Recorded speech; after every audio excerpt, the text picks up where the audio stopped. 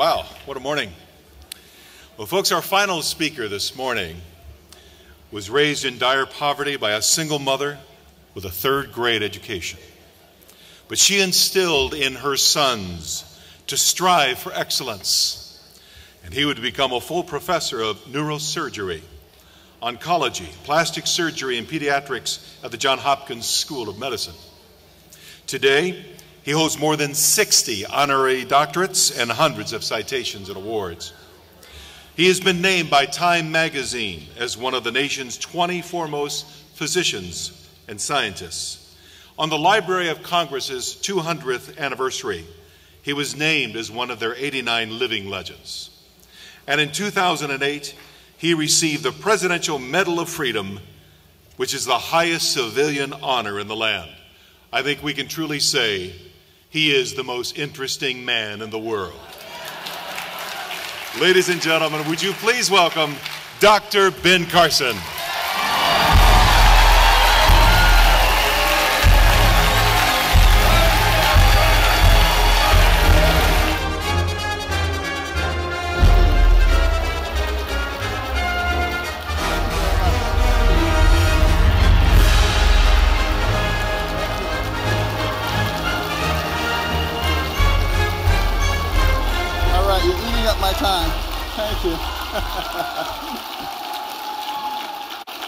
Thank you so much. It's a real pleasure to be here. Thank you for all the sacrifices that each of you have made and the fact that you're still interested in a country that is for, of, and by the people and not for, of, and by the government.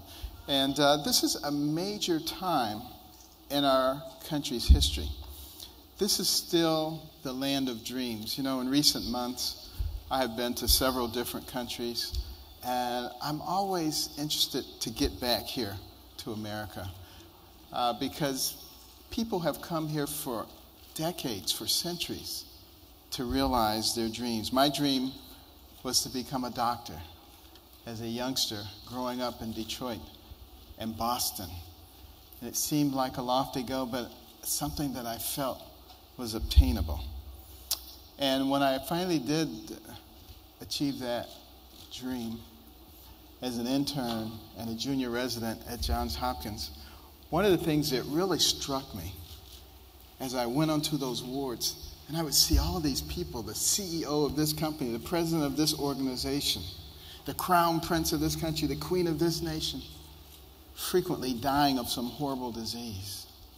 And every single one of them would have gladly given every penny and every title for a clean bill of health.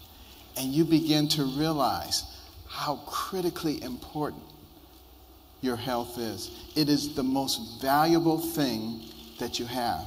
Everything else pales into insignificance compared to your health. And that's the reason that your health should be controlled by you and not by the government.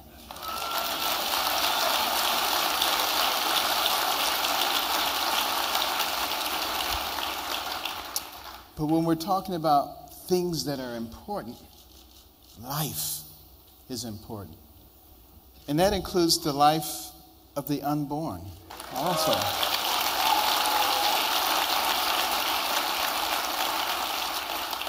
You know, there are those of us in this society who've told women that there's a war on them because that cute little baby inside of them, they may want to get rid of it. And there are people who are keeping you from doing that. And women say, no, they're not doing that to me. No. And they get all riled up and think that somebody's depriving them. Let me tell you something. There's no war on women. You think about it. When a woman is pregnant, what happens? People get up and give her their seat. They get out of the way. They say, you go first. You know, there is great respect and love for pregnant women. There is no war on them. The war is on their babies. That's where the war is.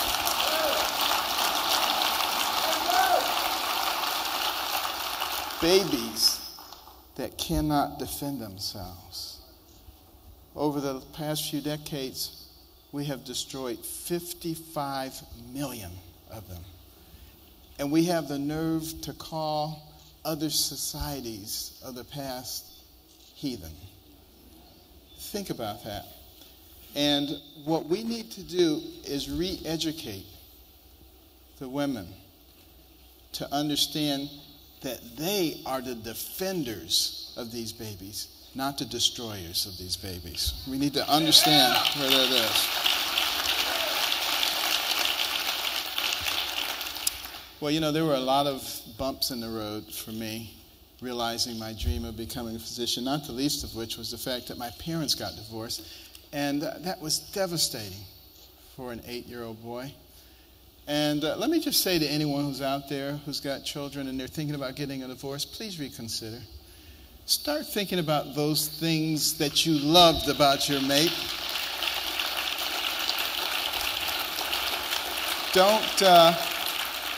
Don't concentrate on the negative stuff. You know, of course, you take two people from different environments and you put them together, there's going to be some friction.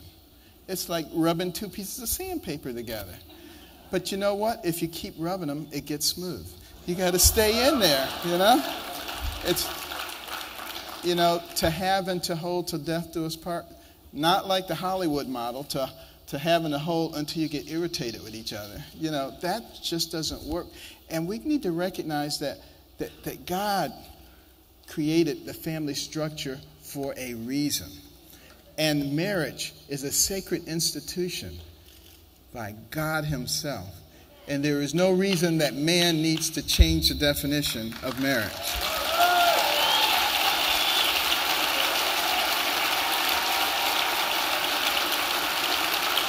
And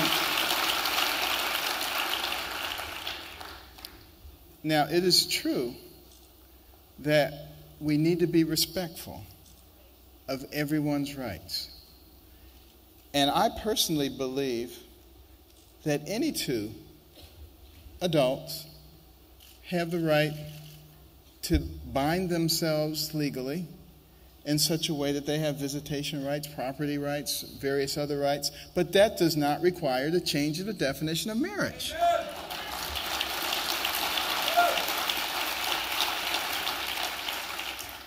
Well, you know, there were other bumps in the road. Poverty. Now, I got to tell you, I hated poverty. I was sure that I was born into the wrong family. There was some mistake here. That is, until my mother, who only had a third-grade education, who got married at age 13, discovered some years later that her husband was a bigamist, worked 2-3 jobs at a time, leaving at 5 in the morning, getting back at midnight because she didn't want to be on welfare. You know, this woman made us read books. I didn't want to read them. Everybody else was outside having a good time.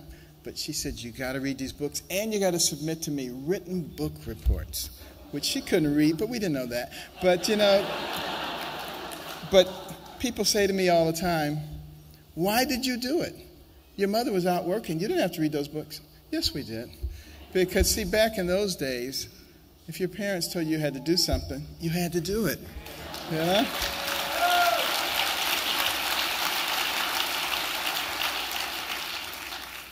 Well, interestingly enough, when I started reading books, something began to happen. I started reading about people of great accomplishment. And I began to notice something. Some of them were born into terrible circumstances. But they had a dream and they were willing to work toward it. And I saw that the person who has the most to do with what happens to you in life is you. It's not somebody else. It's not the environment. And once I realized that, poverty didn't bother me anymore because I knew I could change that. I said, this is only temporary. And you see, this is what's missing in America today. That can-do attitude that allows people to move up. You know, we have, my pet peeve are those individuals who fancy themselves great champions of the people who are downtrodden in our society. And they pat them on the head and they say, there, you poor little thing. I'm going to take care of you. I'm going to make sure you have the housing and the food and the health care and all of those things. You don't need to worry about a thing, because it's those bad people over there who are keeping you from getting these things. But I'm going to get everything from them, and I'm going to give it to you. And all you have to do is vote for me. Not a problem. And unfortunately, there are a lot of people who fall for that without looking at the big picture. Because in the big picture, you soon come to realize that you're going to run out of money. This gravy train is not going to last forever. And that a much kinder thing to do is to find ways to empower those people and ways that they can move from the lower rungs to the higher rungs of our society.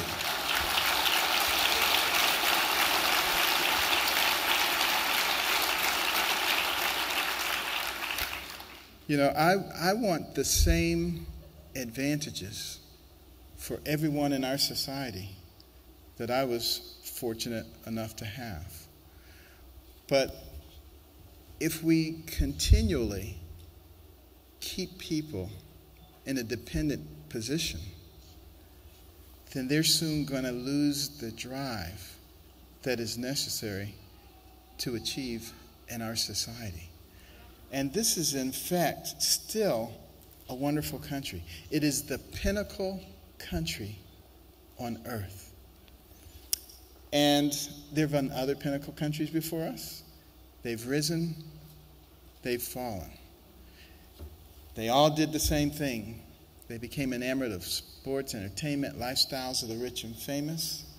They lost their moral compass, and they tolerated political corruption. And what happened to them? And it is so important that we learn from what happened to them, because us remaining the pinnacle nation is not only in our interest, it is in the interest of the world. Because if you look through history, pinnacle nations have never before been as benign as we are. And if we go off the scene, we will be replaced by someone who is very unlikely to be as benign as we are. And the world has forgotten what it's like to live under tyranny.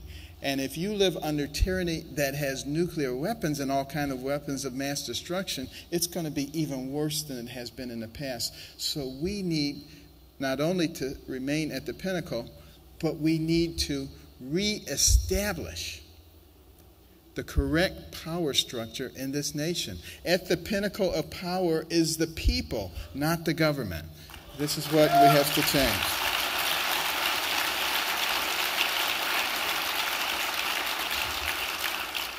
Unfortunately, what has happened is that people have been beaten into submission. You know, my wife and I travel across the country. We're in a different state every day. Red states, blue states, north, south, east, west, huge enthusiastic crowds. People coming out and saying, "You mean there's somebody else who thinks the way I do? You mean I'm not weird because I believe these things? Because I have these values and principles? Because I think logically and use common sense?" Because the secular progressives want you to think that. You know, Saul Alinsky has 13 rules, and the rules for radicals, the first rule: make the majority believe that their opinion is the minority opinion and that your opinion is the majority opinion. If you can co-opt the media in the process, you're far ahead of the game. That's exactly what's been done, and people are now sort of like looking around. Can I say that? Can I do this? This is total crap. That's what it is, okay? And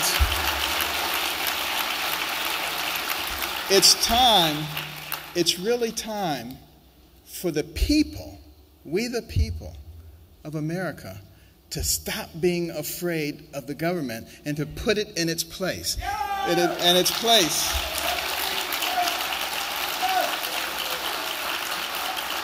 Now, this is not to say that I don't like government or that I despise government. Government plays a very important role a very important role when, in fact, they believe in the Constitution. That's the problem. When they begin to neglect the Constitution, when they begin to impose their own will, when they look at laws of the land and they say, okay, I think I'll enforce this one I won't. When they begin to treat people differently, they say, these are my friends, you don't have to do that, but all the rest of you have to do something. When they say the people and the executive branch and the legislative branch don't have to participate in certain programs, but everybody else has to. When they give businesses exemptions, but the common people, they say, no, you have to do it. You know, that's not America. That's Russia. That's someplace else. How did we allow that to happen in this nation?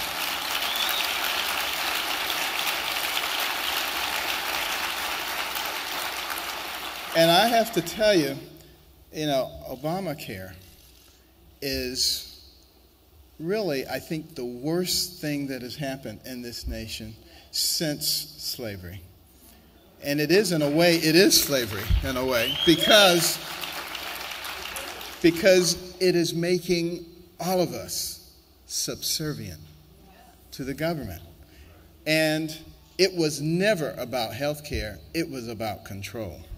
And that's why when this administration took office, it didn't matter that the country was going off the cliff economically. All forces were directed toward getting this legislation passed. And why did they want to pass it so badly? Well, as I said the other night on television, Vladimir Lenin, one of the fathers of socialism and communism, said that socialized medicine is the keystone to the establishment of a socialist state. So this is, some people have said, oh, come on, you're being paranoid. How could anybody bring up something like that? I would say, if you know anything about history, how could you not bring it up? And, that's the problem.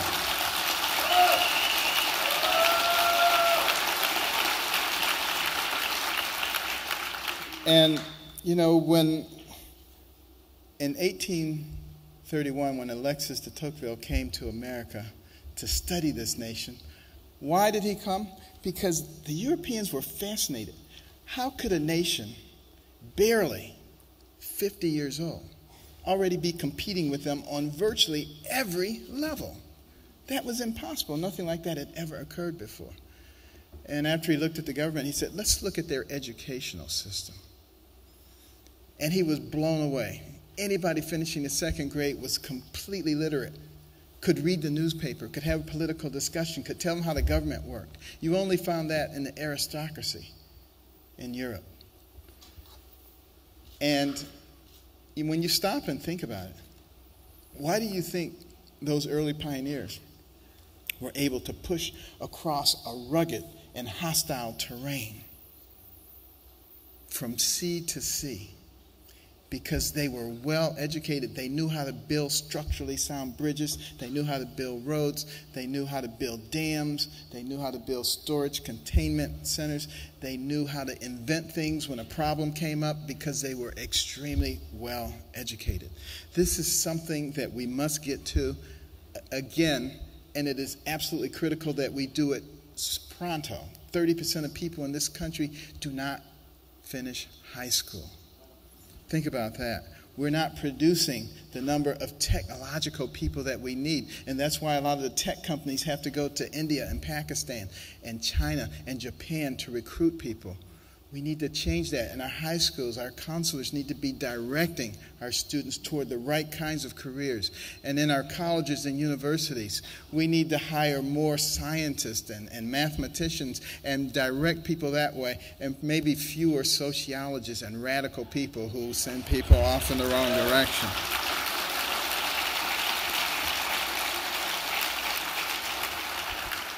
But when de Tocqueville finished that big 2-volume set, what impressed him the most was the fact that we taught in our public schools values and principles.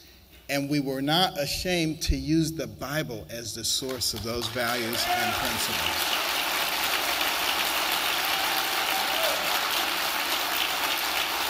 And you know, many other nations of the world, they're not afraid of their religious beliefs. They quite proudly proclaim them.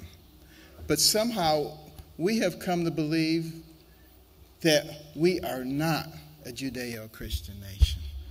We have some leaders who have even made such a proclamation. They don't know anything about the founding of this nation. And, you know, in our last book, America the Beautiful, we wrote many of the stories about incredible things that happened during the founding of this nation that were supernatural. And if we try to throw God out of our nation, he will neglect us and we will go down the tubes. We're already on the way, but I think it can be reversed because there are enough God-fearing people in this country, and we must not be ashamed of our relationship with God. And if we do,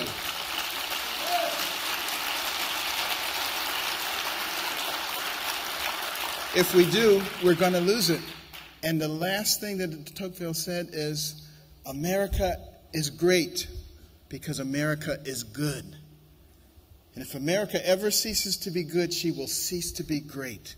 And we need to understand when we sing our national anthem and we get to that last line of the first verse, and it says, the land of the free and the home of the brave, that we cannot be free unless we're brave. Thank you very much.